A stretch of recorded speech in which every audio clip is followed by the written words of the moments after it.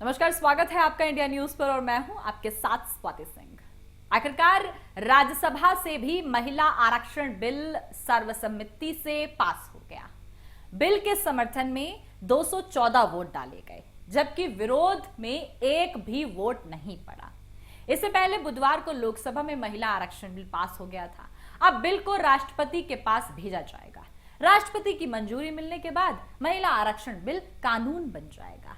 हालांकि पहले जनगणना और सीटों के परिसीमन का काम होगा।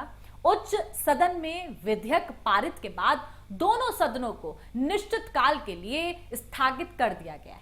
अब जानकारों का कहना है कि महिला आरक्षण बिल को अभी भी लंबा सफर तय करना है। जनगणना और परमिशन के बाद महिला आरक्षण विधेयक साल आपको बता दें 2029 के लोकसभा चुनाव तक ही लागू हो सकेगा। 128 जी हां 128वें संविधान संशोधन विधेयक नारी शक्ति वंदन अधिनियम को अब अधिकांश राज्य विधानसभाओं की मंजूरी की आवश्यकता होगी। इससे जनगणना के आधार पर संसदीय और विधानसभा क्षेत्रों को फिर से तैयार करने के लिए परिसीमन के बाद लागू किया जाएगा। इसे जनगणना के आधार पर संसदीय और विधानसभा क्षेत्रों को फिर से तैयार करने के लिए परिसीमन के बाद लागू किया जाएगा। सरकार ने कहा है कि इस प्रक्रिया को अगले साल शुरू किया जाएगा। अन्य पिछड़ा वर्ग ओबीसी और आपको बता दें कि इसकी 33% कोटा के भीतर आरक्षण देने समेत कई संशोधनों को खारिज किए जाने के बाद विधेयक पारित किया गया है। लोकसभा और राज्यसभाओं में महिलाओं के लिए आरक्षण ओरिजिनल जिस तरीके से हॉरिजॉन्टल और वर्टिकल दोनों होंगे, जो कि एससी एसटी कैटेगरी पर लागू होगा। बता दें देश के लगभग 95 करोड़ पंजीकृत मतदाताओं में से करीब आधी महिलाएं हैं, लेकिन संसद में सिर्फ 15% और राज्य विधानसभाओं में उनकी हिस्सेदारी 10% है। महिलाओं के लिए 33% आरक्षण संसद के उच्च सदन, राज्यसभा और राज्य विधान पार्षदों में लागू नहीं होगा।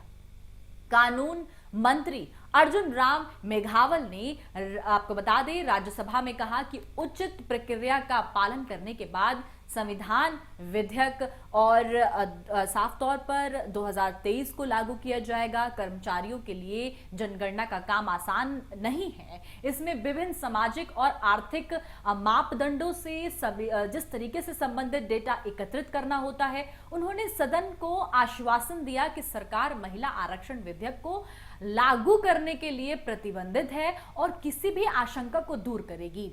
परिसीमन आयोग यह तय करेगा कि प्रक्रिया के बाद कौन सी सीट महिलाओं को मिलेगी।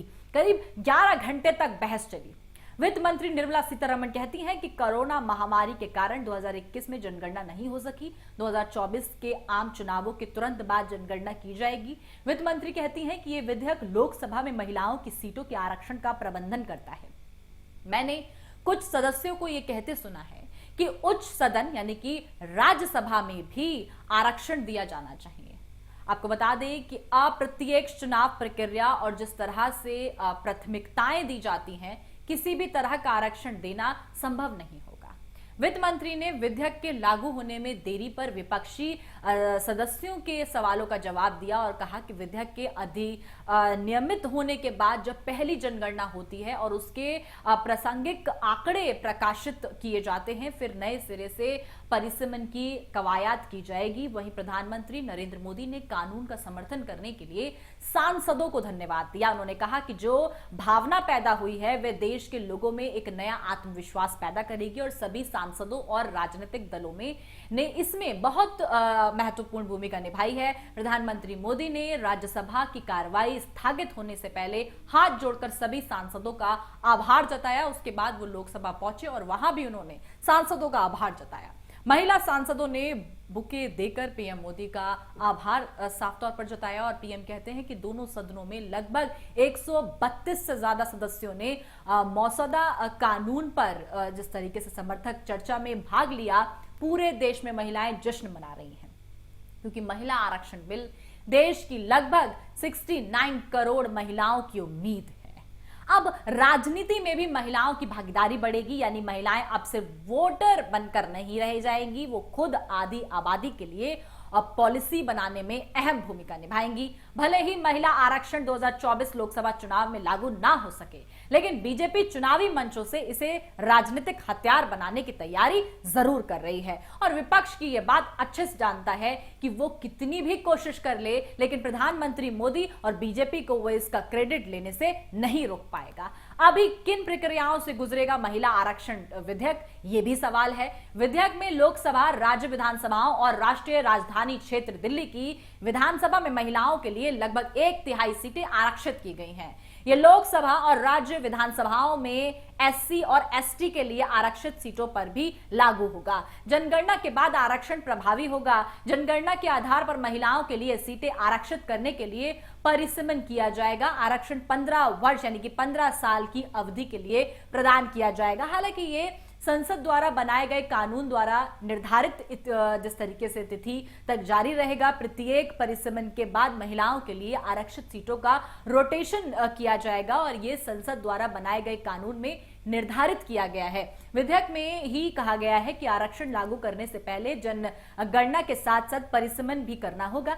सरकारी सूत्र बताते हैं कि अनुमान एक लगाया गया कि पिछली जनगणना 2011 में हुई थी, उसके बाद से देश की आबादी करीब 30% बढ़ गई, इसलिए लोकसभा की सीटें भी उसी अनुपात पर बढ़ेंगी। मौजूदा लोकसभा में लगभग 543 सीटों में करीब 210 सीटें बढ़ जाएंगी, यानी कुल सीटें 753 के आसपास होने की संभावना है। ऐसे में इसको लेकर आपकी क्या राय है, कमेंट बॉक्स में जरूर बताएं। अभी के लिए मेरे साथ बस इतना ही। देखते रहे इंडिया न्यूज। धन्यवाद।